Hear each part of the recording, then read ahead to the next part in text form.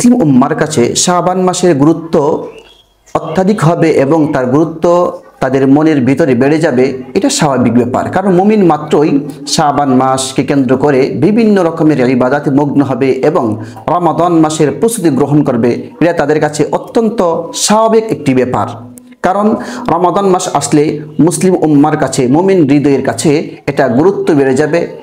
এই জন্যে যে রাসূলুল্লাহ সাল্লাল্লাহু আলাইহি ওয়াসাল্লাম এই মাসকে খুব বেশি গুরুত্ব দিয়েছেন, খুব বেশি ভালোবেসেছেন। সুনানে আবু দাউদের 2431 নম্বর হাদিসে আম্মা জান আয়েশা রাদিয়াল্লাহু তাআলা আনহা থেকে বর্ণিত হাদিসে তিনি বলেছেন, কানা আহাব্বুশ শুহুরি ইলা রাসূলিল্লাহি সাল্লাল্লাহু আলাইহি ওয়াসাল্লাম আই ইয়াসুমাহু শাবানা। রোজা রাখার জন্য নবী করিম সাল্লাল্লাহু আলাইহি ওয়াসাল্লামের কাছে সর্বাধিক প্রিয় মাস ছিল এই শাবান মাস। এবং আম্মা জান আয়েশা রাদিয়াল্লাহু তাআলা আনহা থেকে আরেকটি হাদিস বর্ণিত হয়েছে যা সহিহ আল বুখারীর 1969 নম্বর হাদিস। তিনি বলছেন, ওমা রাআইতুহু আকসারা সিয়ামান মিনহু ফি শাবানা। আর আমি রাসূলুল্লাহ সাল্লাল্লাহু আলাইহি ওয়াসাল্লামকে শাবান মাসে অপেক্ষা অধিক রোজা রাখতে আর কোনো মাসে দেখিনি। এতে বোঝা যায় যে রাসূলুল্লাহ সাল্লাল্লাহু আলাইহি ওয়াসাল্লাম শাবান মাসকে গুরুত্ব দেওয়ার জন্য বেশি করে সিয়াম পালন করেছেন এবং এই শাবান মাসকে তিনি খুব বেশি ভালোবেসেছেন।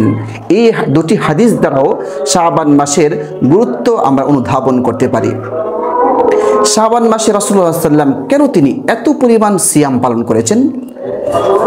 এই প্রশ্নটা এর একটি সুস্পষ্ট জবাব পাওয়া যায় মুসনাদে আহমদের হাদিস রয়েছে এবং সুনান আন-নাসাইর 2357 নম্বর হাদিসের মধ্যে রাসূলুল্লাহ সাল্লাল্লাহু আলাইহি ওয়াসাল্লাম বলছেন, যা উসামা ইবনে যায়েদ রাদিয়াল্লাহু তাআলা আনহু থেকে বর্ণিত হাদিস।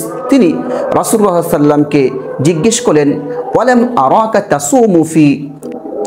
আরাকা তাসুমু মিন শাহরিন মিনাশ শুহুর মা তাসুমু মিন শাবানা। আমি আপনাকে শাবান মাস অপেক্ষা আর কোনো মাসে এত পরিমাণ অধিক পরিমাণে সিয়াম পালন করে দেখিনি। এর কারণ কি? উত্তরে রাসূলুল্লাহ সাল্লাল্লাহু আলাইহি ওয়াসাল্লাম বলেন, ওয়া হুয়া শাহরুন তুরফাউ ফীহিল আমাল ইলা রাব্বিল আলামিন। এই মাসটি অর্থাৎ শাবান মাসটি এমন একটি মাস যেই মাসে রব্বুল আলামিনের কাছে, জগৎসমূহের প্রতিপালকের কাছে আমলসমূহ উত্থাপন করা হয়। ফা উহিব্বু আন ইউরফা আমালি ওয়া আনা সাইমুন।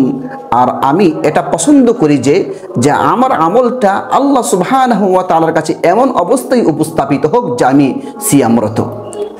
সুতরাং এই হাদিস দিয়েও শাবান মাসের গুরুত্ব যেমন বোঝা যায়, তেমনি ভাবে এই মাসে রাসূলুল্লাহ সাল্লাল্লাহু আলাইহি ওয়াসাল্লাম অধিক পরিমাণে কেন সিয়াম পালন করেছেন তা কারণ বোঝা যায়। সুতরাং আমরা বুঝতে পেরেছি যে এই শাবান মাস রাসূলুল্লাহ সাল্লাল্লাহু আলাইহি ওয়াসাল্লামের কাছে অত্যাধিক প্রিয় মাস। এই শাবান মাস রাসূলুল্লাহ সাল্লাল্লাহু আলাইহি ওয়াসাল্লাম বেশি বেশি সিয়াম পালন করেছেন।